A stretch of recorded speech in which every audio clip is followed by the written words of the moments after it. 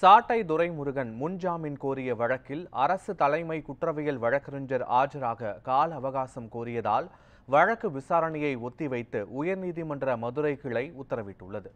திருச்சி காவல் கண்காணிப்பாளர் வருண்குமார் புகாரின் பேரில் பதிவு செய்யப்பட்ட வழக்கில் முன்ஜாமீன் கோரி உயர்நீதிமன்ற மதுரை கிளையில் சாட்டை துரைமுருகன் மனு தாக்கல் செய்தார். அந்த மனுவில் விக்கிரவாண்டி இடைத்தேர்தல் பிரச்சாரத்தின் போது முன்னாள் முதலமைச்சர் கருணாநிதி குறித்து அவதூறாக பேசியது தொடர்பாக காவல் கண்காணிப்பாளர் வருண்குமார் அளித்த புகாரின் பேரில் வழக்கு பதிவு செய்துள்ளனர் என்றும், இந்த வழக்கு தொடர்பான விசாரணைக்கு ஒத்துழைக்க தயாராக இருப்பதாகவும், எனவே முன்ஜாமீன் வழங்க உத்தரவிட வேண்டும் என்றும் குறிப்பிட்டு இருந்தார்.